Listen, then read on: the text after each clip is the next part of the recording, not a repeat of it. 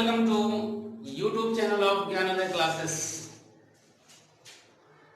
आज हम लोग बात करेंगे एजियोट्रॉप्स और एजियोट्रॉपिक मिक्सचर के बारे में। क्योंकि लास्ट क्लास में जो मैंने बात की थी वो ideal, non ideal with positive and negative deviation, Henry's law and its application. तो एक बोर्ड पॉइंट ऑफ व्यू से आज जो हम लोग बात करने जा रहे हैं वो एजियोट्रॉप्स या एजियोट्रॉपिक मिक्सचर के बारे में बात करेंगे, जो काफी इंपॉर्टेंट होता है। तो इसी के बारे में हम लोग देखेंगे, ठीक है।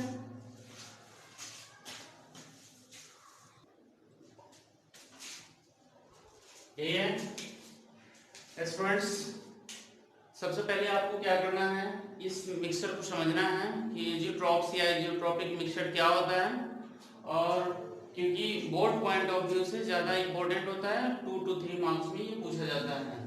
तो पहले तो हम लोग डिफाइन कर लेते हैं कि एजियोट्रॉपिक मिक्सचर क्या होता है। तो देखो यहाँ पे कम से कम 2 या 2 से अधिक कंपोनेंट्स को जब मिलाते हैं तो उसको मिलाने के बाद जो जब 2 कंपोनेंट को मिलाया जाता है तो उस केस में एक तरह का मिक्सचर फॉर्म करता है। और वो जो मिक्सचर फॉर्म करता है वो एक कांस्टेंट टेम्परेचर पे फॉर्म करता है। ऐसे ही मिक्सचर को हम लोग एजियोट्रॉप्स या एजियोट्रॉपिक मिक्सचर बोलते हैं। और ऐसा मिक्सचर जिसको डिस्टिलेशन के थ्रू अगर सेपरेट भी नहीं करते तो ऐसे मिक्सचर को हम लोग एजियोट्रॉप्स या एजियोट्रॉपिक मिक्सचर बोलते हैं। यानी जिसका मिक्सचर का अगर कांस्टेंट बॉइलिंग पॉइंट हो तो उसे भी हम लोग एजियोट्रॉप्स बोलते हैं। देखेंगे यहाँ पे कि azeotropic mixture is a mixture of 2 or more components which boils at constant temperature। यानी 2 या 2 से अधिक कंपोनेंट को जब हम मिक्स करते हैं तो जो मिक्सचर फॉर्म करता है वो एक कांस्टेंट टेम्परेचर पर जब वो बॉयल करता है तो ऐसे ही मिक्सचर को हम लोग एजियोट्रॉप्स या एजियोट्रॉपिक मिक्सचर करते हैं, ठीक है। दूसरा पॉइंट है it is obtained at a particular concentration. जो मिक्सचर किसी पर्टिकुलर कंसंट्रेशन पे ही ये फॉर्म करता है। उसके बाद as components of azeotropic mixture boils simultaneously. जो भी कंपोनेंट्स होगा वो साइमल्टेनियसली बॉयल करता है, ठीक है। It is not possible to separate their components by distillation. यानी डिस्टिलेशन की वजह से अगर हम ऐसे मिक्सचर को सेपरेट नहीं करते तो ऐसे ही मिक्सचर को हम लोग एजियोट्रॉप्स या एजियोट्रॉपिक मिक्सचर पढ़ते हैं। इसके बाद नेक्स्ट हमारा है कि इसका टाइप्स क्या होता है। एक्चुअली क्या है कि एजियोट्रॉपिक मिक्सचर जो होता है वो प्रोडक्ट होता है नॉन आइडियल सॉल्यूशन का। और नॉन आइडियल सॉल्यूशन ही एजियोट्रॉप्स को फॉर्म करता है, जो मैक्सिमम और मिनिमम पॉइंट पर ये जो मिक्सचर है वो बॉयल करता है, ठीक है। तो आइए इसका जो टाइप्स होगा, बेसिकली इसको 2 टाइप्स में डिवाइड करते हैं। इसको एक तो मैक्सिमम बॉइलिंग पॉइंट एजियोट्रॉप बोलते हैं और दूसरे को मिनिमम बॉइलिंग पॉइंट एजियोट्रॉप बोलते हैं। क्या होता है तो इसको जरा देखेंगे। तो यहाँ पे देखिए, जैसे ये मैक्सिमम बॉइलिंग एजियोट्रॉप हुआ और ये मिनिमम बॉइलिंग एजियोट्रॉप हुआ, दोनों नॉन आइडियल सॉल्यूशन ही फॉर्म करता है। तो इसमें boiling point of mixture is greater than it's component. अगर सपोज करो कि 2 कंपोनेंट्स है इस मिक्सचर में, तो उसमें दोनों कंपोनेंट का जो अपना अपना बॉइलिंग पॉइंट है उससे अगर वो एक्सीड कर गया तो ऐसे मिक्सचर को ही हम लोग मैक्सिमम बॉइलिंग पॉइंट एजियोट्रॉप बोलते हैं। इसमें boiling point of the mixture is less than it's component. इसका जो भी कंपोनेंट होगा उससे भी अगर बॉइलिंग पॉइंट लेस हो जाता है तो वैसे ही मिक्सचर को हम लोग बोलते हैं कि मिनिमम बॉइलिंग एजियोट्रॉप है या minimum boiling point azeotropic mixture है। दूसरा है कि non ideal solution with negative deviation will form this type of azeotropic mixture. Actually यहाँ पे मैक्सिमम है, ये जो मैक्सिमम बॉइलिंग पॉइंट एजियोट्रॉप है ये किसके द्वारा फॉर्म किया जाता, तो नॉन आइडियल तो रहेगा विद नेगेटिव डेविएशन के द्वारा फॉर्म किया जाता है। एक्चुअली यहाँ पे नेगेटिव है लेकिन यहाँ पे मैक्सिमम है, पॉजिटिव है। तो जो मैक्सिमम बॉइलिंग पॉइंट होता है वो नॉन आइडियल के नेगेटिव डेविएशन के द्वारा फॉर्म किया जाता है, जबकि यहाँ पे देखेंगे तो ये पॉजिटिव डेविएशन के द्वारा ये फॉर्म किया जाता है। जिसका एग्जांपल क्या है, इसमें जो maximum boiling point azeotropic mixture है इसमें हाइड्रोक्लोरिक एसिड प्लस वाटर, अगर इन दोनों को मिक्स करते हैं तो एक तरह का एजियोट्रॉपिक मिक्सचर बनता है। तो तो इसमें इन दोनों कंपोनेंट का जो बॉइलिंग पॉइंट होता है वो अपना इंडिविजुअल से अगर एक्सीड कर गया तो ये मैक्सिमम बॉइलिंग पॉइंट एजियोट्रॉप, और यहाँ पे मिनिमम बॉइलिंग पॉइंट एजियोट्रॉप में जो एग्जांपल लिया गया बेंजीन प्लस इथेनॉल, यानी बेंजीन और इथेनॉल को मिक्स करके जो मिक्सचर बनाते हैं, तो इस इन दोनों का कंपोनेंट का जो बॉइलिंग पॉइंट होगा उससे भी अगर लेस हो गया तो ऐसे मिक्सचर को ही हम लोग ये मिनिमम बॉइलिंग पॉइंट एजियोट्रॉप्स बोलते हैं। ठीक है, तो स्टूडेंट्स इसको आप क्यूटी पोर्शन है, इसको जरा आप याद कर लेंगे, इसलिए कि आपको एग्जाम में कभी कभी पूछा जाता है। सीबीएसई वाले तो याद कर ही लेंगे, साथ साथ बिहार बोर्ड वाले भी याद करेंगे। और इसके बाद हम लोग चलते हैं जो नेक्स्ट, थोड़ा सा एक और केस बचा हुआ है जो वेपर प्रेशर का, जब वो वेपर स्टेट में होता है, वेपर फेज में होता है, तो उसका mole fraction how to calculate. ठीक है, यानी जो वेपर फेज में कंपोनेंट्स होगा उसका मोल फ्रैक्शन कैसे हम लोग निकालते हैं, तो उसी के बारे में हम लोग देखना है, और उसके बाद फिर हम लोग कोलिगेटिव प्रॉपर्टी पे आएंगे। ठीक है, आइए।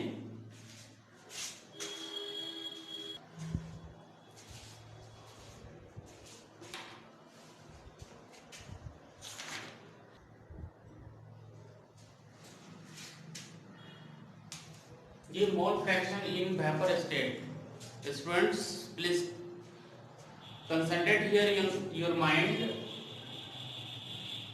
यहाँ एक एक्सपेरिमेंटल कॉन्सेप्ट है, और इस एक्सपेरिमेंटल कॉन्सेप्ट को समझना बहुत ही जरूरी होता है, क्योंकि बहुत ऐसे बच्चे होते हैं जिनको ये चीज़ समझ में नहीं आती कि एक्चुअली वेपर फेज में जो मोल फ्रैक्शन होता है वो हाउ टू कैलकुलेट। ओके, तो उस केस में हम लोग क्या करते हैं कि एक कंटेनर लेते हैं, जिस कंटेनर में केवल दो कंपोनेंट्स को लिया जाता है, जो दो कंपोनेंट्स के रूप में यहाँ पे ए और बी को रखा गया है, और ये दोनों कंपोनेंट को जब हम लिक्विड फेज में जब इसको ऐड कर लेते हैं, यानी दोनों को मिक्सचर फॉर्म कर लेते हैं, तो जिस समय ये लिक्विड स्टेट में है उस समय इसका मोल फ्रैक्शन को कंपोनेंट ए और बी के लिए XA एंड XB रखा। ठीक है, और जो प्योर फॉर्म में जिस समय था उस समय का vapour pressure P0A into P0B है।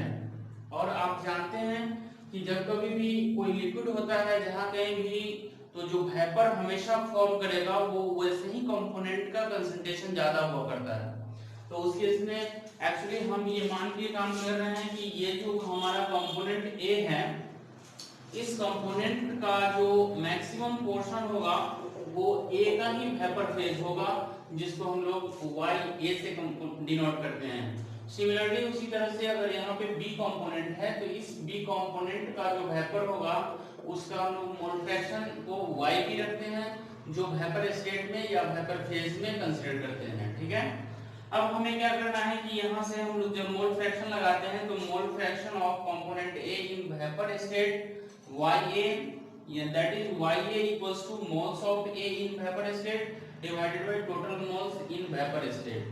ठीक है, यानी ये एक तरह का हमारे पास जो है वो एक फॉर्मूले के रूप में आया, जिस तरह से हम लोग वहां पे लिक्विड फेज में जब भी नंबर ऑफ मोल्स दिया रहता था, उसके बाद जब हम उसका मोल फ्रैक्शन निकालते थे, तो मोल फ्रैक्शन के बारे में हम लोग क्या बात किए थे कि वो एक्चुअली रेशियो होता है जो number of moles of particular component to the total number of moles of solution.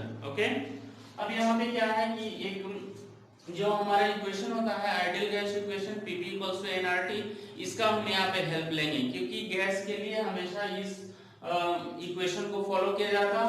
तो Pv = nRT, यहाँ पे हम लोग ये मान के काम कर रहे हैं कि यहाँ पर जो वॉल्यूम है वो वॉल्यूम को कांस्टेंट रखा गया। सपोज कीजिए कि यहाँ से हम इसको क्लोज कर दिया, यहाँ पे इस वॉल्यूम को हमने क्लोज कर दिया, तो क्लोज जब करेंगे तो जो वेपर होगा वो यहीं पे होगा, तो उस केस में वॉल्यूम को हम लोग क्या किए, फिक्स कर दिए, और ये तो R कांस्टेंट ही है, टेम्परेचर को भी यहाँ पे कांस्टेंट कर लिया, तो उसमें बचा कौन सा, यहाँ पे V constant, R constant, T constant, तो P प्रोपोर्शनल टू N हो गया, जो यहाँ पे P प्रोपोर्शनल टू N। एक बार हम लोग कंपोनेंट A के लिए लिखेंगे, दूसरी बार कंपोनेंट B के लिए लिखेंगे, तो कंपोनेंट A के लिए PA proportional to NA, similarly PB proportional to NB, और यहाँ से हम लोग जस्ट अभी लिखे हैं कि YA जो वेपर स्टेट में मोल फ्रैक्शन होता है कंपोनेंट A का, वो moles of A in vapour state divided by total moles in vapour state. तो यहाँ पर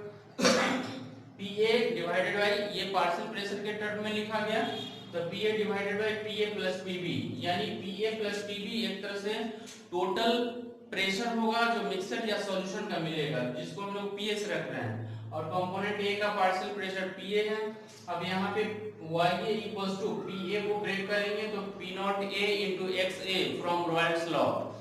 पिछले क्लास में हम लोग रॉयल्स लॉ को पढ़ चुके हैं, तो उस रॉयल्स लॉ से यहाँ पे P not A into XA लिखेंगे, डिवाइड करेंगे टोटल जो वेपर प्रेशर मिक्सचर का होगा या सॉल्यूशन का, that is P not A into XA plus P not B into XB। Okay, similarly इसी तरह से B कंपोनेंट के लिए जब हम लोग काम करते हैं तो PB इक्वल्स टू nRT, यानी P प्रोपोर्शनल टू n, यहाँ पे B कांस्टेंट है, R कांस्टेंट है, T कांस्टेंट है, तो P n के साथ रिलेशन बनाएगा जो डायरेक्टली प्रोपोर्शनल होगा, तो P प्रोपोर्शनल टू 1 n, यहाँ पे Pa proportional to Na, similarly Pb proportional to Nb, और वही फॉर्मूला का हम लोग यूज कर लेंगे, तो Yb equals to Pb divided by total pressure of mixture, that is Pa plus Pb, यानी इसको हम लोगों ने Ps इंडिकेट किया, तो Pb डिवाइडेड बाय Ps।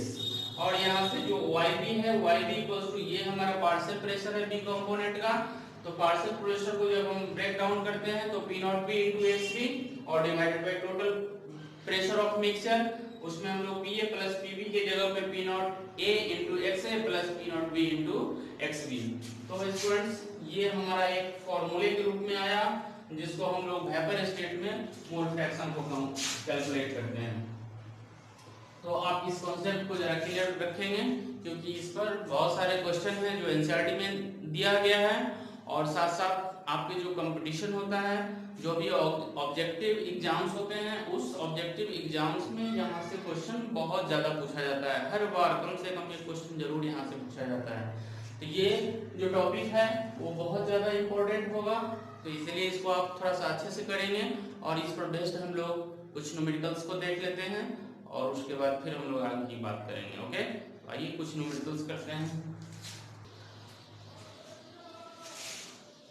ये students mole fraction in vapour phase जो निकालना है, उससे रिलेटेड मैंने यहाँ पे 2-3 क्वेश्चन को रखा हूँ, और आपको पहले एक बार ट्राई करना है। अगर क्वेश्चन नहीं बनता है तो फिर मैं आपको जरूर बताऊंगा, और जस्ट मैं थोड़ा सा हिंट कर रहा हूँ इस क्वेश्चन के बारे में, कि क्वेश्चन में what to do, how to do and how much to do. तो इसके लिए आप क्या करेंगे, पहले आप क्वेश्चन को 2 से 3 बार जरूर आप पढ़ें, कोई भी क्वेश्चन को अटेम्प्ट करने के लिए कम से कम 2 से 3 बार जरूर पढ़ें, और क्वेश्चन में क्या दिया हुआ है, कैसे करना है, कितना करना है, तो इसके लिए आपको क्वेश्चन में जो डाटा गिवन होगा उसके अकॉर्डिंग आप देखेंगे कि क्या दिया हुआ है और क्या मुझे निकालना है। जो मुझे निकालना है उससे रिलेटेड मैं कॉन्सेप्ट को देखूंगा कि मेरा कॉन्सेप्ट जो है वो क्या है, और उसी के हिसाब से हम लोग क्वेश्चन को सॉल्व करेंगे। आइए जरा देखते हैं, थोड़ा थोड़ा हिंट कर लेते हैं हम लोग, और क्वेश्चन तो आप ही को बनाना है, ठीक है, एकदम बिल्कुल आप ही को बनाना है, क्योंकि आपको आगे भी कुछ करना है, ठीक है। इसी के साथ एक बार मेरे YouTube चैनल को सब्सक्राइब भी कर दें, ठीक है, लाइक भी करें, शेयर भी करें। आइए यहाँ पे हिंट देखते हैं। यहाँ पे benzene and toluene are mixed in a mole ratio of 1:4। Find out mole fraction of both components in vapour state. ये vapour pressure of your benzene and toluene is 1750 mm of Hg respectively, ठीक है। देखो यहाँ पे क्या क्या दिया हुआ है, जरा सा हम लोग हिंट कर लेते हैं। गिवन दैट, क्या है गिवन दैट में, तो लिखा हुआ बेंजीन और टोलिन दोनों को जब मिक्स करते हैं तो इसका मोल रेशियो है 1:4। तो यहाँ पे NB मींस कि बेंजीन का नंबर ऑफ मोल 1 है, और यहाँ पे number of mole of toluene 4 है, 1:4 का रेशियो है। Find out mole fraction of both components in vapour state. Vapour state में मोल फ्रैक्शन निकालना है, तो सपोज कीजिए कि Yb एंड Yt ये आपको कैलकुलेट करना है कि ये क्या होता है, ठीक है। एक चीज और दिया हुआ है क्वेश्चन में कि वेपर प्रेशर जो है वो प्योर फॉर्म में दिया हुआ है, यानी P0 बेंजीन का और P0 जो टोलिन का है, ये आपको दे रखा है कितना तो 1000 mm ऑफ Hg और ये है 750 mm ऑफ Hg। ठीक है, अब हमें निकालना क्या है, तो हमें निकालना है जो mole fraction in vapour phase में होगा बोथ कंपोनेंट्स बेंजीन एंड टॉलिन, इसी को कैलकुलेट करना है। तो स्टूडेंट्स अभी जस्ट इससे पहले मैंने जो एक डेरिवेशन किया था, उस डेरिवेशन में मोल fraction of component in vapour phase में निकालने का जो बात बताई थी, उसमें जो पार्शियल प्रेशर होता है in vapour phase divided by total pressure. ठीक है, इसको लगा के हम लोग यहाँ से कैलकुलेट कर लेते हैं। तो देखो यहाँ पे सबसे पहले क्या है कि मोलर रेशियो दिया हुआ है, मोल दिया हुआ है। सबसे पहले का हम क्या करेंगे, हम लोग मोल फ्रैक्शन को कैलकुलेट कर लेंगे। बेंजीन का मोल फ्रैक्शन कितना आएगा, तो 1/5, और सिमिलरली टॉलिन का जो मोल फ्रैक्शन होगा वो कितना होगा, तो ये 4/5। अगर इतना हो गया तो हम लोग क्या करेंगे, अब इसे टोटल प्रेशर निकालने के लिए P0P into XP करेंगे, P0P into XP करेंगे तो टोटल प्रेशर निकल जाएगा। और इंडिविजुअल का जो वेपर प्रेशर होता है, पार्शियल प्रेशर होता है, उसमें अगर टोटल प्रेशर से डिवाइड कर देंगे तो मोल फ्रैक्शन निकल जाएगा जो हमारा वेपर प्रेशर होगा। ठीक है, एक बार स्टूडेंट्स आप इसको अच्छे से पढ़िए और एक बार सॉल्व करके देखिए। अगर सॉल्व नहीं होता है तो मैं जरूर इसका आंसर आपके अगले एपिसोड में मिलेगा। ठीक है, लेकिन मुझे नहीं लगता कि आपको पूछने की जरूरत होगी। हमारे जितने भी बच्चे हैं उनको ये जरूरत नहीं ही होनी चाहिए कि हमें इस क्वेश्चन को कहीं से भी कमेंट करना है, कहीं से कुछ पूछना है। ठीक है, और भी अगर कोई बच्चे अगर हैं तो वो जरूर मेरे कमेंट बॉक्स में कमेंट करें, जरूर मैं उनका रिप्लाई करूंगा। ठीक है, नेक्स्ट क्वेश्चन है कि find out mole fraction of benzene in vapour state when 39 gram of benzene is mixed with 92 gram of toluene to form an ideal solution, and vapor pressure of pure benzene and toluene is 800 and 400 mm of Hg respectively। ठीक है, ये भी question उसी type का ही है, लेकिन इसमें क्या दिया हुआ है कि जो भी बेंजीन और टॉलिन है, इस बेंजीन और टॉलिन का मास दिया हुआ है, जो इसका गिवन वेट है वो दिया हुआ है। तो सबसे पहले क्या करना है, इससे पहले वाले क्वेश्चन में आपको मोलर रेशियो दे रखा था, या फिर उसको आप कहें कि मोल का रेशियो आपको मिला था, यहाँ पर वेट का रेशियो दिया हुआ है। तो सबसे पहला काम करेंगे, given weight by molecular weight करके आप नंबर ऑफ मोल्स निकाल लेंगे। तो बेंजीन का नंबर ऑफ मोल्स आ जाएगा 39/78, 1/2 0.5, और फिर 92 ग्राम ऑफ टॉलिन है तो 92/92 करेंगे तो 1 मोल आ जाएगा, जो आपको टॉलिन का मोल होगा, यानी मोल निकल गया।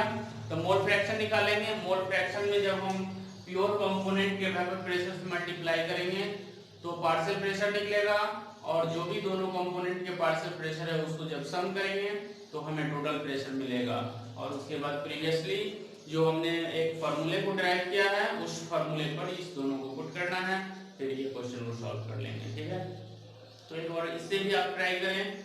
इसके बाद हमारा ये क्वेश्चन है, जो ये आपके लिए सब HW के रूप में रहेगा। ये सारा क्वेश्चन ये HW के रूप में रहेगा। एक बार अवश्य से सॉल्व करें। इस क्वेश्चन में भी कोई ज्यादा नहीं है, जो हमने एजियोट्रॉपिक मिक्सचर या एजियोट्रॉप्स के बारे में बात की है, वहीं से क्वेश्चन को रखा हूँ। ठीक है, तो इसमें कहा गया कि an azeotropic mixture between hydrochloric acid and water is formed, then which of the following is true for this azeotropic mixture.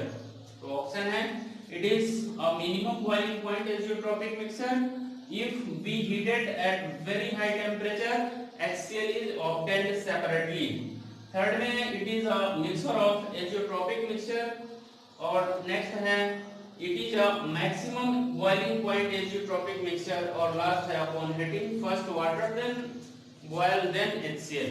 तो स्टूडेंट्स आप इसको खुद से बनाएंगे और ये सारे को एक बार खुद से सॉल्व कीजिए।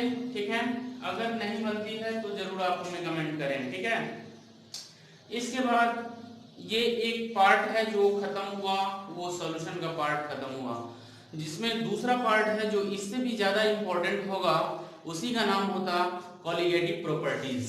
ठीक है, तो इस कोलिगेटिव प्रॉपर्टीज के बारे में मैं थोड़ा सा डिस्कशन दे रहा हूँ, कि कोलिगेटिव प्रॉपर्टीज जो आप बच्चे 12th के हैं उनको एक क्वेश्चन पूछा जाता है कि what is colligative properties and what are their types.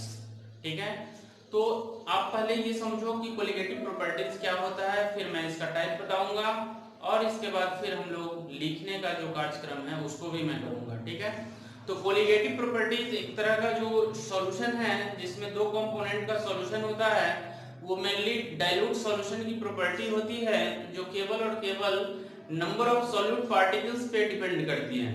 ठीक है, इररिस्पेक्टिव ऑफ देयर नेचर, उस सॉल्यूट का नेचर कैसा हो उससे मतलब नहीं होता, बट उसके नंबर पे ही डिपेंड करता है कि इसका जो नंबर ऑफ सॉल्यूट पार्टिकल्स है उसका इसके साथ क्या रिलेशन है। irrespective of their nature means कि colligative properties are the properties of dilute solution which depends only on the number of solid particles irrespective of their nature। ठीक है, तो उस केस में हम इसे colligative properties बोलते हैं। और ये जान लो कि ये जो colligative properties है, there are 4 types of colligative properties। First one is relative loading of vapor pressure, second one is elevation of boiling point, third is depression in freezing point and last osmotic pressure।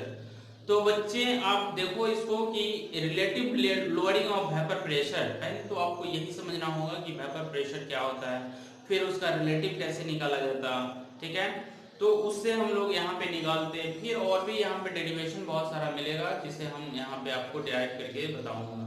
Second one है कि elevation of boiling point, यानी boiling point में elevation कैसे होता है। जब कभी भी नॉन वोलेटाइल सॉल्यूट को हम लोग प्योर लिक्विड में जब ऐड करते हैं तो देखना पड़ेगा कि उसका बॉइलिंग पॉइंट डिक्रीज करता है या इंक्रीज करता है। What is the reason behind it, how to increase boiling point और decrease, how to increase vapour pressure and how to decrease vapour pressure. ठीक है, तो इसकी भी बात मैं करूंगा। इसके बाद होता है डिप्रेशन इन फ्रीजिंग पॉइंट, आपको ये भी समझना पड़ेगा कि what is freezing point and how to decrease, how to depress freezing point of solution. ठीक है, तो उस केस में हम लोग इसे भी कैलकुलेट करेंगे, इसे भी समझने की कोशिश करेंगे कि फ्रीजिंग पॉइंट क्या होता है और फ्रीजिंग पॉइंट में कमी यानी फ्रीजिंग पॉइंट में डिप्रेशन कैसे होती है। ठीक है, और इसके बाद हम लोग लास्ट जो है उसको ऑस्मोसिस या ऑस्मोटिक प्रेशर, ऑस्मोटिक प्रेशर से को समझने से पहले आपको एक बार ऑस्मोसिस के बारे में बहुत अच्छे से जानकारी होनी चाहिए, उसके बाद ही आप ऑस्मोटिक प्रेशर को समझ पाएंगे, ताकि किसी भी सॉल्यूट के मॉलिक्यूलर मास को हम लोग मॉलिक्यूलर वेट को इजीली वे में कैलकुलेट किया कर सकते हैं। ठीक है, तो आज स्टूडेंट्स आज का जो हमारा लेक्चर है वो आज इतना ही होगा, और इसे पहले आप सॉल्व करो। ठीक है, और पीछे का सारा टोटल का टोटल रिवीजन कीजिए, क्योंकि इसी का कुछ पोर्शन जो है वो आपको आगे भी मिलने वाला है। ठीक है, तो आज मेरा इतना ही आज के क्लास में, क्योंकि टाइम भी बहुत ज्यादा हो चुका है, टाइम बहुत ओवर हो चुका है। ठीक है, तो आज का क्लास यहीं पे मैं स्टॉप करता हूँ, और जल्दी से यूट्यूब चैनल को आप बार बार मैं यही बोल रहा हूँ कि आप सब्सक्राइब करते चलें, लाइक करें और इसे शेयर भी करें, और जो मेरा बेल आइकॉन है इसे प्रेस करें, ताकि जो भी वीडियो अपलोड हो वो आप तक ये इन्फॉर्म मिल सके, इन्फॉर्म हो सके।